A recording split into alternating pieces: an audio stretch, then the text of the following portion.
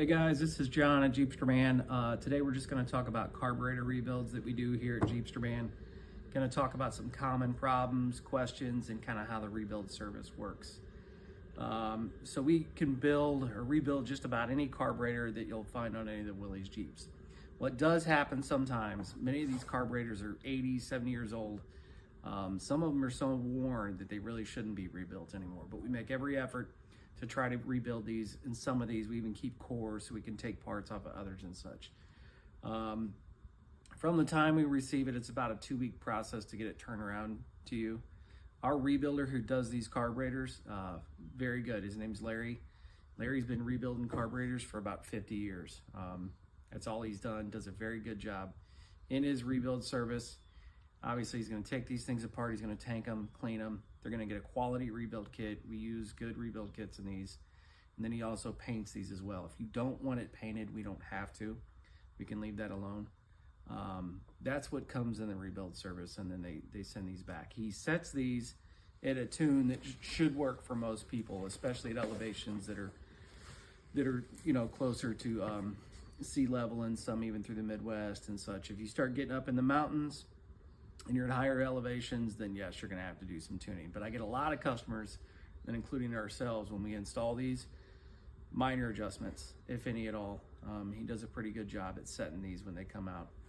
We always include a base gasket. This one I have in my hand right here is a WO.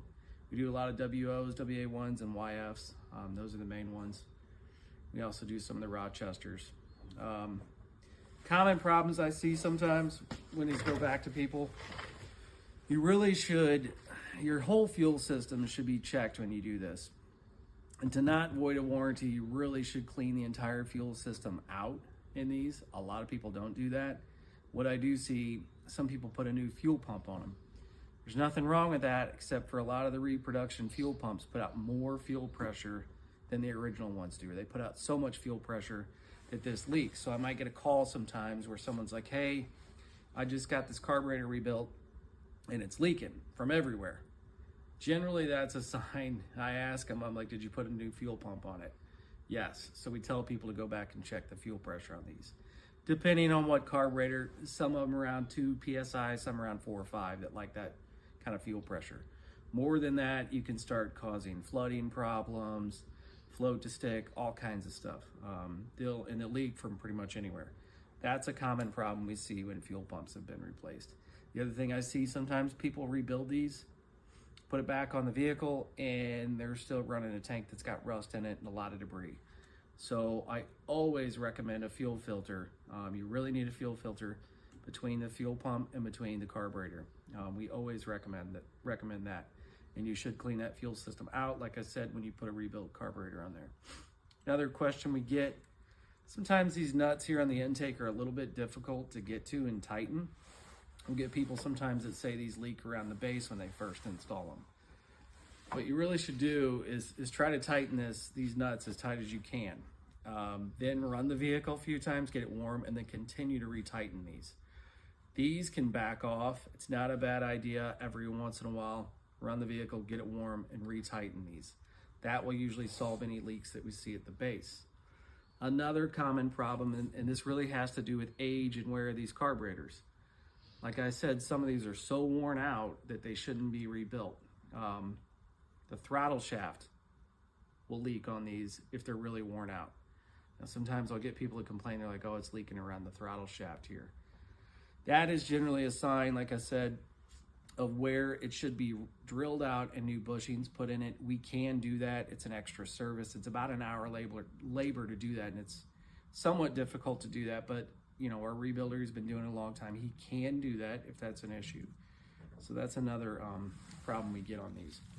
Those are kind of the main issues that we get from people or with rebuilds and what they ask about. Sometimes people send us carburetors that are in pieces. That's generally not good. Try to leave your carburetor together. I don't need all the extra lines and all that and such on it. And then sometimes people send us carburetors that they know that the cores are bad too, like screws are stripped out and stuff. And we just ask that if you know that stuff, try to let us know. We'll try to fix it. Or I may have, like I said, I might have a core that I can take some parts off of.